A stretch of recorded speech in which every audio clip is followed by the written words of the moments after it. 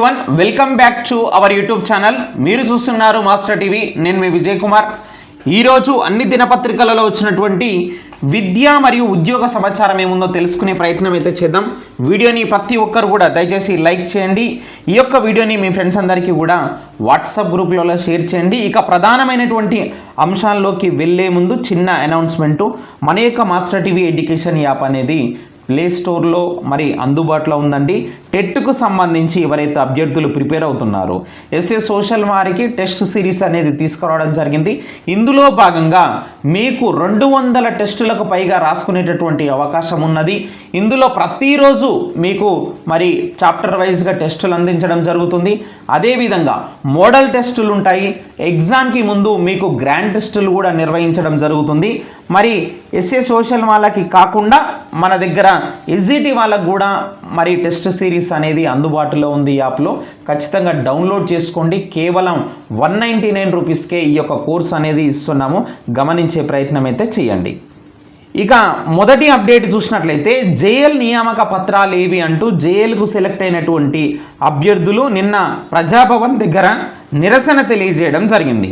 Junior lecturer పోస్టులకు ఎంపికైనటువంటి తమకు నియామక పత్రాలు ఎప్పుడు ఇస్తారంటూ అభ్యర్థులు ప్రభుత్వాన్ని ప్రశ్నించారు. 60 రోజుల్లో డిఎస్సి ఫలితాలు ఇచ్చామని చెప్పేసి గొప్పలు చెప్పుకుంటున్నటువంటి సర్కారు 600 రోజులు గడిచినా కానీ మరి జేఎల్ యొక్క నియామక పత్రాలు ఎందుకు ఇవ్వలేదని చెప్పేసి నిలదీశారు. పలు జిల్లాల నుంచి తరలి వచ్చినటువంటి జేఎల్ అభ్యర్థులు మంగళవారం ప్రజాభవన్లో మరి నిర్వహించినటువంటి ప్రజావాణిలో వినతి పత్రాలు కూడా సమర్పించారనమాట.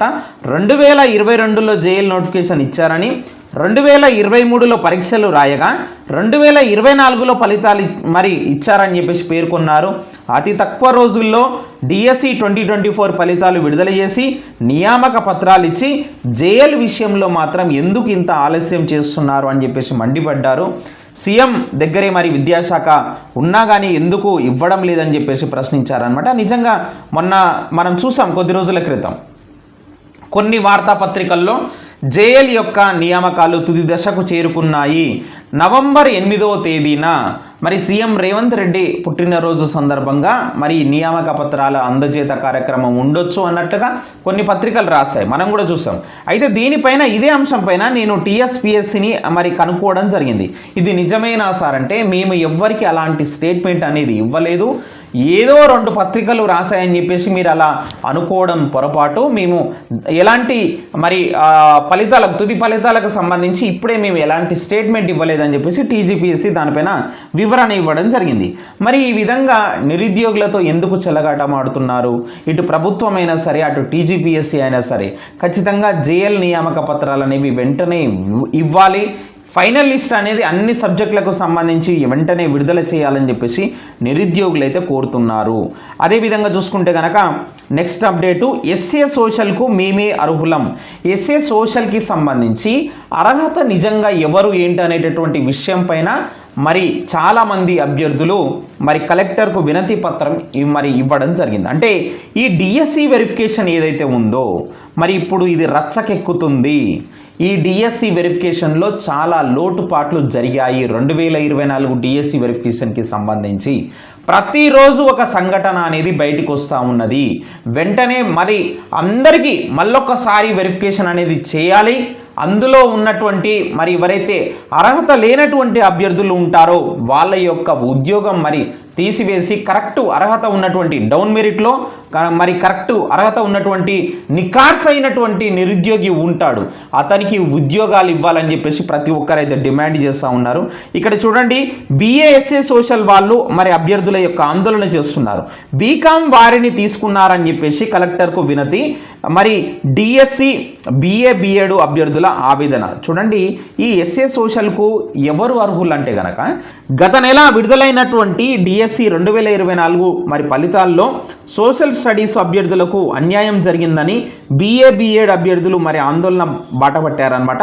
వాస్తవానికి డిఎస్సి నోటిఫికేషన్లో పొందుపరిచిన అర్హతల ప్రకారము GOMS 25 ప్రకారము 3 సంవత్సరాలు డిగ్రీలో ఏవైనా 2 సబ్జెక్టులు అయినటువంటి సోషల్ స్టడీస్ చదివి ఉండాలి. ఏవైనా 2 సబ్జెక్టులు చదివి ఉండాలి. కానీ బీకామ్ బీఎడ్ చేసినటువంటి అభ్యర్థులు వారు 3 సంవత్సరాల కోర్సులో ఎక్కడ కూడా సోషల్ స్టడీస్ చదవలేదని వీరి వాదన.